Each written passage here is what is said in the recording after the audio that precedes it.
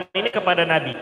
Jadi ini beliau mempraktekkan sholatnya Nabi. Nah ini sering kita nggak ngeh. Ada sebahagian yang bangkit dari rokaat kedua atau rokaat ketiga berarti ya. Bangkit ke rokaat ketiga dari rokaat kedua atau dari tasyahud awal. Ada sebahagian yang nggak angkat tangan. Sebagaimana semua bangkit nggak angkat tangan. Bangkit rokaat kedua nggak angkat tangan. Rokaat ketiga nggak angkat tangan. Rokaat keempat nggak angkat tangan. Ini kurang tepat karena rokaat kedua mesti angkat tangan. Ada juga yang semuanya angkat tangan. Setiap bangkit ke rokaat baru angkat tangan. Ini juga kurang tepat. Yang lebih sesuai dengan sunnah baginda Nabi itu adalah mengangkat tangannya hanya setelah tasyahud awal. Jadi pokoknya Bapak kalau bangkit dari tasyahud awal angkat tangannya Pak ya. Ini sunnah nih Nabi ya. Kemudian berikutnya dari Sa'id bin Haris rahimahullah, Abu Sa'id Al-Khudri radhiyallahu ta'ala pernah sholat di depan kami. Kemudian beliau mengeraskan suara dengan takbir ketika bangkit dari sujud. Ketika sujud, ketika bangkit lagi, dan ketika berdiri dari rakaat kedua atau tasyahud awal. Jadi mengucap takbir secara keras kalau jadi imam. Tasyahud akhir, kita masuk ini bagian akhir dari sholat. Masuk ke halaman 89. Coba Bapak perhatikan di halaman 88, ini nggak boleh salah. Tasyahud akhir ini rukun. Maka nggak boleh keliru walaupun satu huruf. Ya Pak ya, ini tasyahud minimal tasyahud kayak ini, nggak boleh kurang dari ini walaupun satu huruf. Yaitu halaman 88, at-tahiyyat, at-tanya tasydid, syiddah, tekan, hiyyat, ya-nya juga ditekan. Nah ini hati-hati kalau atahiyya, ini enggak sah. At-tahiyyatulillah.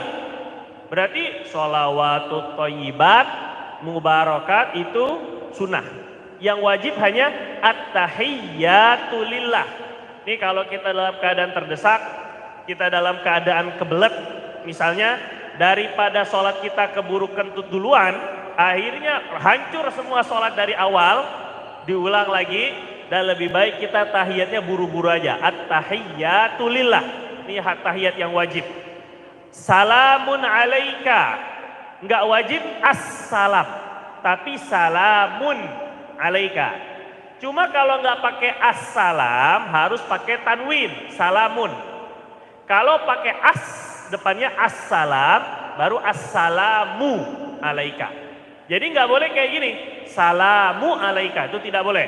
Asnya nggak ada, munnya nggak pakai tanwin, ini juga keliru.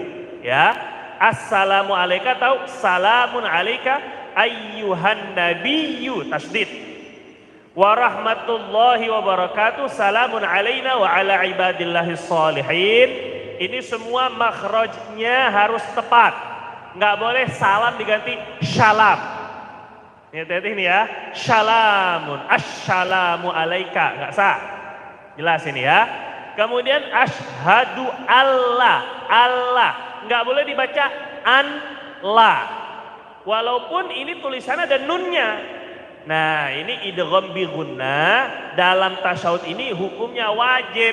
Kalau kita baca an-la berarti menghilangkan tasdidnya lam. Berarti nggak sah tasyahudnya ya. Asyhadu alla ilaha illallah wa anna muhammadar rasuluh. Ini minimal. Yang lebih bagus wa asyhadu anna muhammadar nggak boleh muhammadan rasuluh. Kemudian syarat tasyahud akhir. Bacaan dan duduk tasyahud akhir serta sholawat kepada Nabi. Ini ada beberapa rukun yang saya gabung. Satu, bacaan tasyahud akhir, ini wajib. Duduk tasyahud akhir, ini wajib. Jadi orang baca tapi nggak sambil duduk, nggak sah. Orang duduk tapi nggak baca juga nggak sah. Bacanya dalam hati lagi, nggak sah ini, jelas. Sepakat 4 mazhab nggak sah. Jelas ya, ini nggak ada perbedaan pendapat ulama. Kalau baca bacaan sholat, bacanya dalam hati, confirm nggak sah. Pasti nggak sah. Jelas ini Pak ya? Nah diperhatikan. Jadi bacaan itu wajib pakai lisan. Duduknya juga wajib. Kalau mampu, nggak mampu duduk berarti tidur ya, tidur miring. Kemudian sholawat itu wajib, mazhab Syafi'i. Duduk untuk sholawat itu juga wajib. Jadi ada 4 rukun yang saya gabung jadi satu. Bacaan, tasyahud, duduknya. Sholawat, duduknya. Duduk untuk sholawat, tasyahud akhir. Jadi ada 4 rukun. Ini saya jadiin satu. Pertama syarat tasyahud itu rukun sebelumnya sudah sah, jelas. Tidak boleh bangkit dari sujud untuk meniatkan selain duduk tasyahud. Gak boleh. Yang ketiga, menegakkan tulang belakang saat duduk, tidak boleh nunduk sampai ukuran ruku, kecuali uzur. Ukuran ruku itu dahi bertepatan dengan depan lutut. Ini lutut segini. Jadi kalau orang nunduk ketika tasyahud sampai bisa seukuran ruku ketika duduk, maka hukum tasyahudnya nggak sah. Itu maksud tadi, tegak. Kemudian bacaannya wajib dibaca dengan bahasa Arab, itu jelas. Menjaga setiap huruf dan tasydidnya.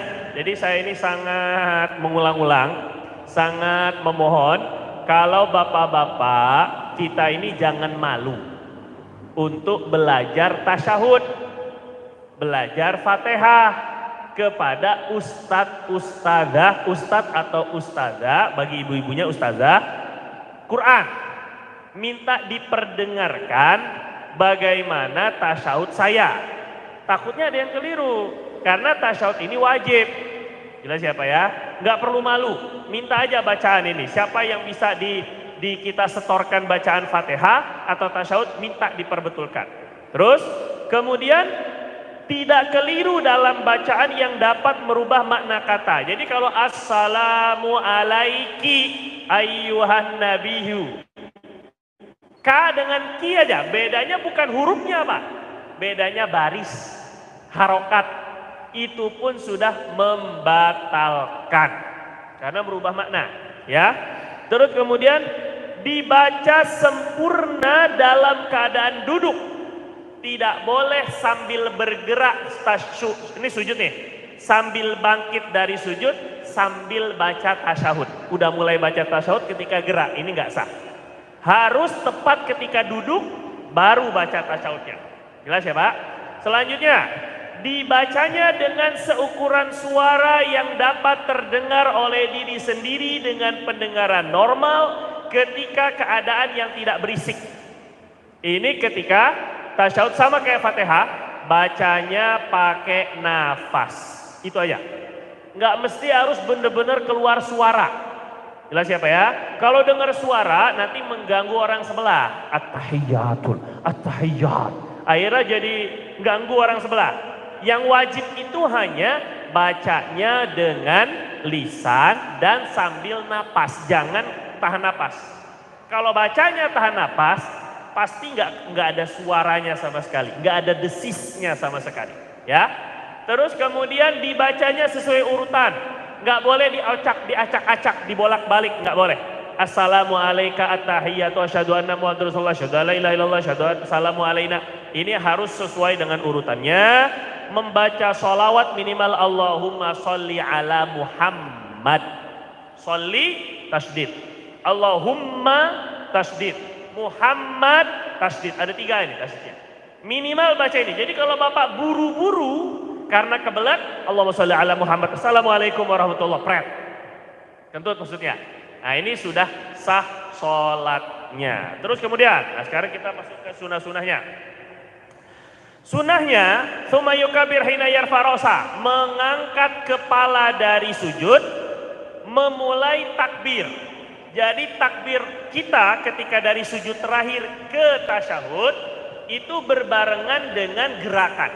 Dari awal mengangkat kepala sampai tegak kepala kita, takbirnya berkelanjutan, jangan berhenti. Ini afdolnya. Kemudian duduknya tawarruk namanya. Wa idza jalasa fi raqatil akhirah, baginda Nabi itu kalau duduk pada rakaat yang terakhir, qaddama rijlahul yusra wa nasabal ukhra wa qa'ada ala maq'adatih. Nabi itu akan mengedepankan, mengeluarkan kaki kiri, menegakkan kaki kanan. Ini kalau Kalau kita ikut hadis, berarti qaddama itu kaki kirinya ke depan, Pak. Bapak kalau duduk tasyahud akhir, kaki kanan tegak, jangan ditaruh, jangan miring. Kita usahakan betul-betul tegak kaki kanannya itu. Kemudian kaki kiri kan keluar ini, keluar dari sebelah kanan. Itu kalau bahasa hadis qaddama, arahkan ke depan. Nah, gitu ya. Jadi semua jari-jari kita ini mengarah dan menghadap ke kiblat. Jadi bukan hanya ke samping. Apalagi kalau sebelahnya orang gemuk. Akhirnya ketika kita keluarkan kaki di sebelah kanan, kedudukan kita ini. Gara-gara kaki kita nggak mengarah ke arah kiblat. Tapi kalau kaki kita lipat ke arah kiblat, ini aman.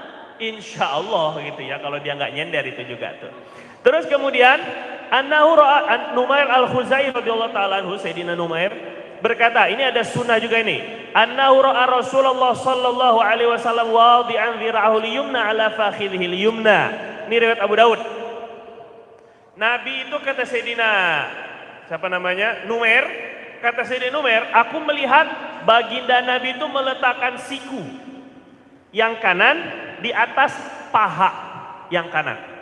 Siku kanan di atas paha. Jadi letakkan siku di kanan. Jadi bukan karena miringnya, bukan badan miring yang sunnah, tapi siku kanan diletakkan di pangkal paha kanan. Jadi agak miring jadi kelihatannya, Pak. Bukan miringnya, Pak ya, tapi karena meletakkan sikunya itu yang tepat di paha. Ini kesunahan yang jarang diamalkan kadang-kadang. Kemudian mengarahkan semua jari kanan. Sudah. Sayyidina Abdullah ini riwayatnya ataupun juga dalilnya sama seperti sebelumnya. Kemudian hadis ke-9 halaman 91 paling bawah. Kana idza qa'ada fi tasyahhud wada'a yadahu al-yusra 'ala rukbatil yusra wa wada'a yadahu al-yumna 'ala rukbatil yumna. Baginda Nabi itu kalau tasyahud meletakkan tangan kanannya di paha atau depan ujung paha kanan dan tangan kirinya di ujung paha kiri. Tasyahud. Jadi jangan dilipat dulu sama kayak kemarin tasyahud awal. Ditaruh dulu. Bapak buka dulu tangannya, ditaruh dulu di ujung lutut, nanti ketika bacaan at-tahiyat baru dilipat. At-tahiyat baru lipat, illallah baru diangkat. Jadi awalnya semuanya diletakkan tepat di ujung siku. Jelas ya Pak ya? Kemudian berikut ini riwayat Muslim. Selanjutnya halaman 92. Nabi itu wa'aqada salasatan wa khamsin. Nabi menunjuk atau melipat tangannya hitungan 53. Kemarin sudah saya jelaskan. 50 itu adalah ruas jari. 1, 2, 3, 4, 5. Ini 50. Kemudian 3 tuh jari yang dilipat. Jadi 53 tuh ibu jari dengan telunjuk dibuka. Ini hitungan 53 namanya. Nah, kata Imam Nawawi, ini perinciannya. Melipat jari dengan hitungan 53 adalah dengan meletakkan ibu jari di samping jari telunjuk. Begini berarti ya, di samping. Terus kemudian ini belum mengangkat ini. Kemudian Imam Zakaria Al-Ansori memperinci lagi. Maksud di samping telunjuk adalah diletakkan lebih di bawah telunjuk pada tepi telapak tangan begini.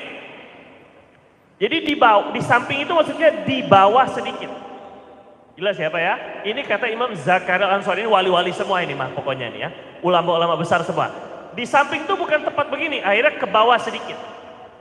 Ini makna daripada hitungan 53 gitu ya. Terus kemudian dari juga sunnah, ini ada kesunahan kedua Pak. Wa halaqa bil wusta wal ibham wa rafa'a allati bainahuma yad'u biha yani al musabbiha. Dalam riwayat Ibnu Khuzaimah, Nabi itu melingkarkan jari tengah dengan jari apa nih? Jempol ibu jari. Ini dibuat lingkaran. Ini ada juga kesunahannya riwayat Ibnu Khuzaimah. Kemudian jari tengahnya, jari telunjuknya ini untuk nunjuk aja. Illallah. Tapi Nabi dalam riwayat begini ya, ada membuat bulatan. Jadi riwayatnya sekarang dua. Bapak boleh pilih terserah yang mana. Yang begini boleh meletakkan ibu jari di bawah dikit daripada telunjuk, samping bawah sedikit. Begini berarti ya. Boleh juga yang begini, yang dibulatkan seperti ini. Ini boleh. Pilih-pilih mana tuh boleh. Yang di tengah, yang di samping itu riwayat Muslim, yang membulatkan jari itu riwayat Imam Ibnu Khuzaimah. Itu didukung oleh Imam Rafi'i, kata Imam Rafi'i, karena halaman 93. Karena hadis telah diriwayatkan tentang cara itu semua, maka seakan Rasulullah memang terkadang meletakkan jarinya seperti ini, terkadang seperti ini. Nah, jadi kadang-kadang begini, kadang-kadang ini. Ini boleh semuanya ya. Yang nggak boleh itu begini misalnya ini ya. Terus kemudian mengangkat jari telunjuk ketika mengucap illallah. Ini hadisnya sama seperti kemarin, riwayat Abu Daud dari Abdullah bin Zubair bin Awam radhiyallahu anhuma, anna Nabiy sallallahu alaihi wasallam kana yushir bi usbu'ihi idza da'a wa la yuharrikuha. Nabi itu ketika beliau mengucap nama Allah illallah, beliau menunjuk ke depan dan tidak menggerak-gerakkannya. Tidak menggerak-gerakkannya. Ini penjelasannya sudah kemarin. Kemudian menundukkan sedikit, ini juga sudah kemarin, agak sedikit ditundukkan, enggak melengking, enggak menegak begitu enggak, tapi agak sedikit nunduk. Kemudian matanya kita ketika illallah, pandangan mata tadinya ke tempat sujud pindah ke telunjuk. Jadi tadinya ketika dari awal baca at-tahiyat, kita melihatnya ke tempat sujud. Kemudian ketika illallah, kita melihatnya ke telunjuk. Nah ini sunnah. Kecil aja Pak, melirikkan mata aja, enggak berat juga, enggak ngabisin kalori juga. Tapi ini sunnah. Nah ini penting ini ya. Sahabat itu sampai begitu detail ngelihat matanya Nabi. Kayak apa coba? Bapak pernah nggak ngeliatin sholatnya guru? Coba ini. Untung sahabat tuh nggak kayak kita itu Pak. Kalau seandainya sahabat tuh seperti kita, yang nggak terlalu peduli kiai sholatnya kayak gimana bodo amat. Misalnya ustadz sholatnya seperti apa bodo amat. Wah, cara sholatnya Nabi itu bisa hilang ini. Kalau seperti kita sahabat itu nggak terlalu peduli, tapi sahabat detail sekali sampai lirikan matanya Nabi itu dilihat. Kayak apa itu sahabat ini ya, luar biasa ini kan. Terus kemudian membaca doa tasyahud ini maklum insya Allah kemarin sudah kita jelaskan makna dan kandungan daripada tahiyat dengan sholawatnya juga sudah. Baca doa terakhir, nah ini halaman 96, baca doa terakhir. Ini kalau bisa ada mahnya nih Pak, kalau bisa jangan gak dibaca. Kalau Bapak belum apalin ya, penting ini, penting sekali. Kata Nabi SAW dalam riwayat Muslim, idza faragha ahadukum minat tasyahudil akhir, kalau kalian sudah selesai dari tasyahud akhir, falyata'awwadz billah min arba', hendaklah minta perlindungan dari 4 perkara. Pertama, min azabi jahannam, minta perlindungan dari azab neraka. Kata ulama, kalau disebut jahanam itu berarti semua neraka. Gitu ya. Jahanam itu paling besarnya neraka. Jadi kalau minta yang besar, maka yang kecil-kecil ya juga jangan gitu loh maksudnya ya. Terus kemudian yang kedua, wa min adzabil qabri, minta perlindungan dari azab kubur.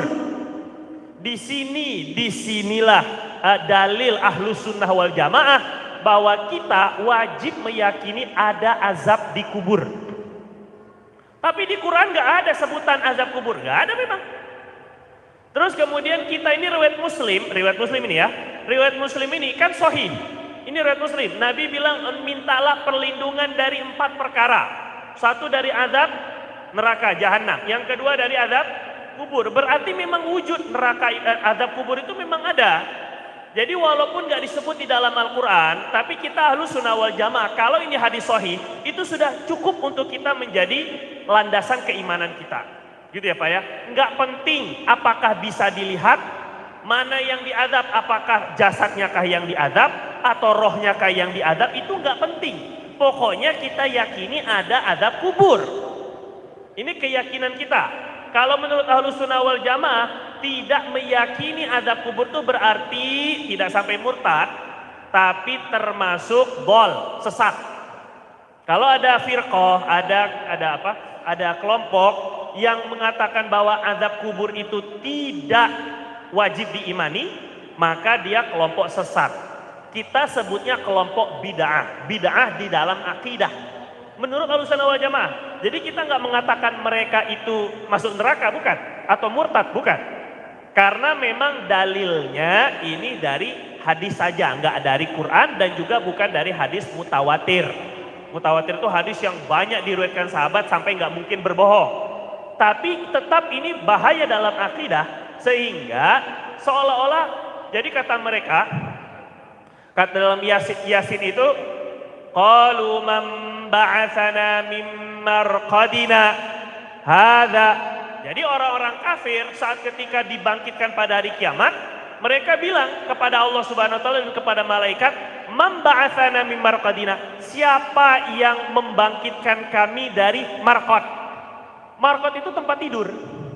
Jadi kata mereka, nggak ada azab kubur karena orang kafir pun menyebut kubur itu tempat tidur. Jadi cuma tidur aja. Nggak ada azabnya. Paham nggak Pak? Jelas apa nggak ini kira-kira? Nah, jadi kata mereka yang menafikan azab kubur, salah satu dalilnya itu surat Yasin itu. Bahwa orang kafir sendiri menyebut apa? Azab kubur itu marqad, rukun, tidur, tempat tidur berarti. Berarti nggak ada azab. Bapak kalau tidur diazab, nggak bisa bilang tempat tidur. Paham ya menjelas siapa ya? Padahal maksudnya marqad atau tempat tidur itu adalah tempat tidur untuk jasad. Ya jelas, itu tempat ditidurkannya jasad. Bukan berarti nggak ada azabnya. Nah, jadi itu tidak mengatakan bahwa azab kubur tidak ada. Bahkan Nabi sendiri yang menyuruh kita untuk minta perlindungan. Jadi kita jangan sampai tidak minta perlindungan. Kata Sayyidina Utsman radhiyallahu taala anhu, al-qabru, beliau meriwayatkan hadis, al-qabru awwalu manzilin min manazil akhirah. Kubur itu adalah tempat pertama kali, tempat singgah pertama kali, halte pertama kali di antara halte-halte akhirat. Dia tempat pertama kali yang kita kunjungi dari alam akhirat. Faman naja minhu fama ba'dahu aisar. Siapa yang selamat di kubur maka fase-fase setelahnya lebih mudah. Bangkitnya lebih mudah, mahsyar lebih mudah, hisab lebih mudah, nyebrang lebih mudah. Lebih mudah. Kalau dari kuburnya udah lulus, ujian-ujian selanjutnya lebih mudah. Waman lam yanju minhu fama ba'dahu a'sar. Tapi yang nggak selamat dari kubur, setelahnya tuh lebih susah. Ujian berikutnya lebih sulit. Nah ini penting ini Pak ya. Jadi kubur itu tryout. Kalau ujian anak sekolah itu ada tryoutnya dulu, ada latihan ujiannya dulu. Biasanya tryout lebih susah daripada ujian aslinya. Nah jadi kalau kubur kita selamat, lanjutnya kita juga selamat. Maka minta perlindungan dari azab kubur setiap sholat, khususnya sholat wajib. Allahumma inni a'udzubika min azabi jahannam wa min azabil qabri. Yang ketiga, Nabi suruh minta wa min fitnatil mahya wal mamat, dan dari fitnah kehidupan dan fitnah saat sakaratul maut. Fitnah kematian. Fitnah itu bukan dituduh. Bukan Pak, ini fitnah bahasa Arab. Fitnah bahasa Arab itu adalah ujian. Kenapa kalian nyinyir ketika baginda Nabi hanya membunuh yang sudah terlampau melewati batas? Kebanyakannya dimaafkan oleh baginda Nabi. Hanya beberapa, 1-2 orang aja dibunuh. Nah itu makna dari wal fitnatu asyaddu minal qatli. Fitnah di dalam ayat itu bukan artinya tuduhan, tapi fitnah itu artinya ujian atau penyiksaan. Jadi maksud daripada kita disuruh meminta kepada Allah Subhanahu wa taala berlindung daripada fitnatil mahya wal mamat, ujian hidup dan ujian mati. Artinya hidup ya Allah jangan susah-susah amat. Jangan sampai kehidupan ini kesusahan, kesempitan kita membuat iman kita tercabar, membuat iman kita goyah, membuat iman kita hilang. Itu makna daripada fitnatil mahya. Fitnatil mamat lebih parah. Mamat ketika sakaratul maut ini fitnah terbesar. Datanglah syaitan dengan berwajah orang tua kita, nyuruh kita untuk keluar daripada agama. Datang syaitan melalui guru kita, orang yang paling kita segani, dia menyerupai dengan guru kita, terus kemudian dia memotivasi kita agar keluar daripada agama, agar tidak mengucapkan la ilaha illallah ketika sakratul maut. Itu yang kita minta perlindungan. Jelas ya Pak ya? Jadi kita minta perlindungan hidup dan mati. Yang terakhir, wa min syarril masihid dajjal, dan juga minta perlindungan daripada Masih. Masih itu sama seperti Isa al-Masih, tapi bedanya Nabi Isa al-Masih, Masih artinya bersih.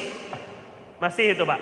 Jadi Nabi Isa al-Masih itu maksudnya wajahnya bersih.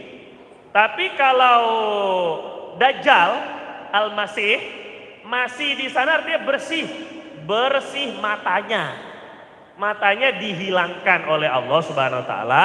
Ada dua mata, tapi satu matanya picek. Picek, itulah pokoknya awar. Ya ima ada riwayat sebelah kiri, ada riwayat sebelah kanan. Pokoknya salah satu matanya itu picek, tapi ada matanya. Bukan nggak ada. Ada dua matanya, jadi bukan bayi yang dilihat di video, terus kemudian matanya satu, wah Dajjal sudah muncul. Kasihan itu bayi.